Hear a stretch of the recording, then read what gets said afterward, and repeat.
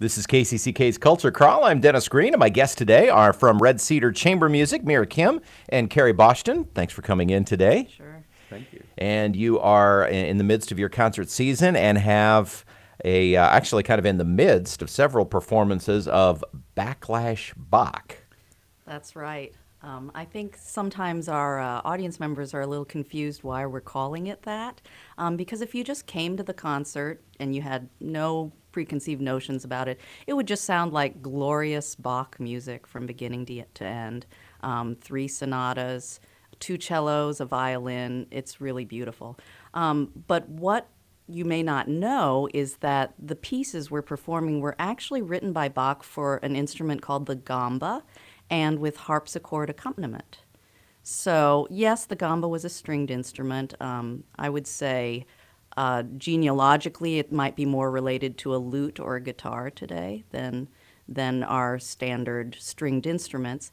And then with the harpsichord part. But what we've done is we've taken that harpsichord part and divided it up. So the right hand is being played by the violin, it's a treble line, and the left hand's being played by another cello.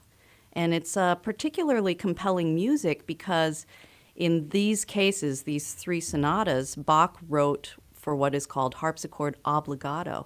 So instead of just a simple bass line with some figures to fill in the harmonies with the right hand, they're actually 2 completely independent lines. So when you put all 3 instruments together, the solo part for Gamba being played on the cello with a violin and another cello, you get this really intricate, amazing 3-part invention.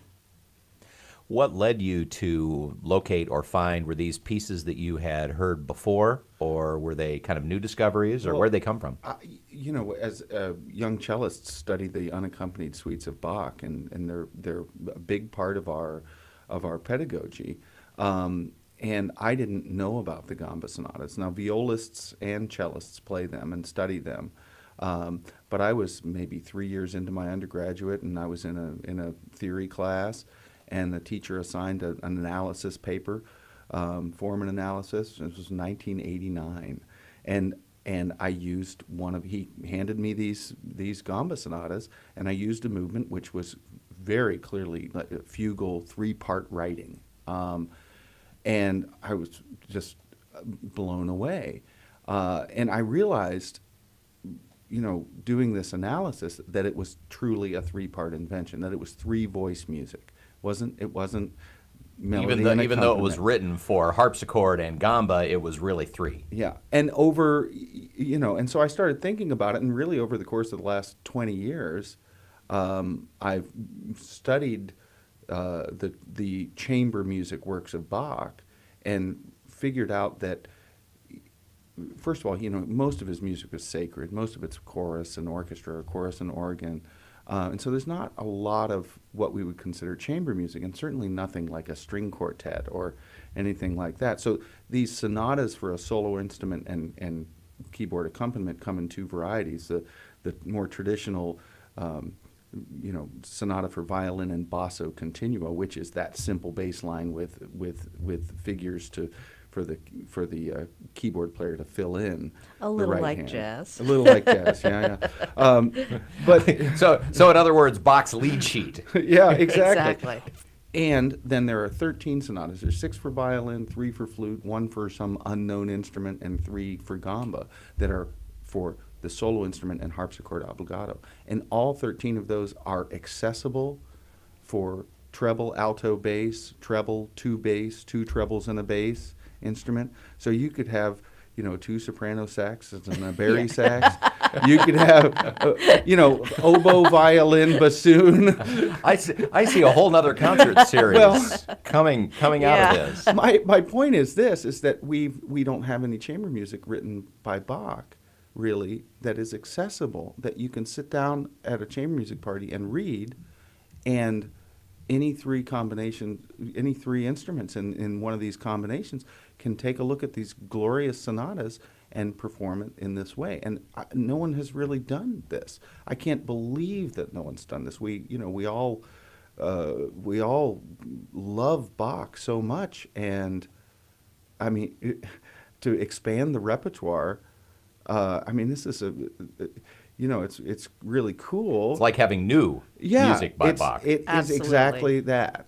So I mean, I'm really excited not just to perform these, which has been a dream of mine to perform these in this context, but also for other people to say, "Hey, this is cool," and I want to see people doing this with the violin sonatas and with the flute sonatas, and I think it's a great performance context, and it offers us something that we didn't have before.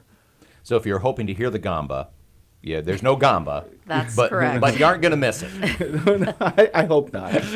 I think in particular, putting these three stringed instruments together produces a sort of tone color that's glorious, quite honestly, to hear the blending of the sounds. And Well, and you said two cellos and Two violin. cellos and violin. That is, not a unheard of combination, but a little unusual. Well, yeah? the solo cello plays is the middle voice, so Okay. it's really it's more of an alto voice, so it's sort of soprano alto bass, but the beautiful thing is the gamba had a big range. So in some cases, the solo cello part, the solo gamba part, I go down and play the bass line, and the left hand accompaniment cellist gets some glorious moments of his own.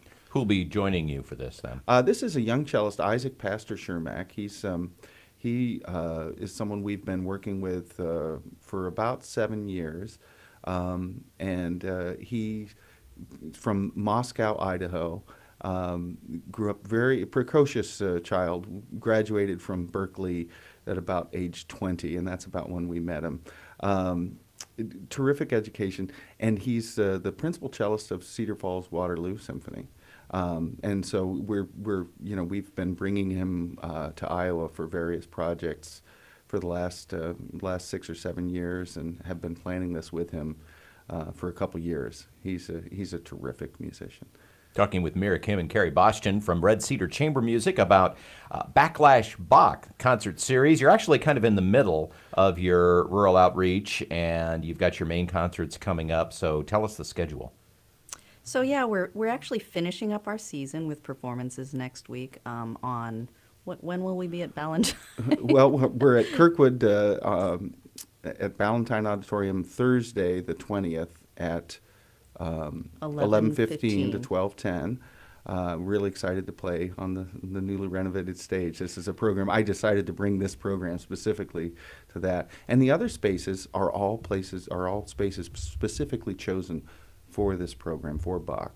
So our main stage events are Friday evening in Iowa City at Trinity Episcopal, and Saturday evening, April 22nd, at Westminster Presbyterian. In Cedar Rapids. In Cedar Rapids. And our two rural outreach concerts are in Monticello, Iowa on Wednesday evening, and St. Peter's and Paul in Solon, Iowa on Thursday. And, Monticello is this incredible domed, The acoustic is beautiful. Great acoustic. And, of course, St. Peter and Paul is Red Cedar's original rural outreach site, and we're just pleased to take this program there. And I should mention that all of these concerts are free except for the final concert at Westminster. Even the Trinity Episcopal Church in Iowa City concert is free, so open to the public. So several free opportunities, but I should also add your ticket price is modest even for the main concert. Well, actually, I think Monticello charges $10 at the door, but think of the concert as free and $10 worth of cookies Afterwards. that are absolutely worth it. Because they'll load you up. The final concert of the 2016-2017 season, and your first season as the principals of Red Cedar Chamber Music. So congratulations. Thank you. Thank for you very that, much. and hope to have a great ending to this. Sounds like a fascinating concert. Backlash Bach, several opportunities to see it, many of them free, and you can visit, if you missed, as we were talking about those, your website is? redcedar.org.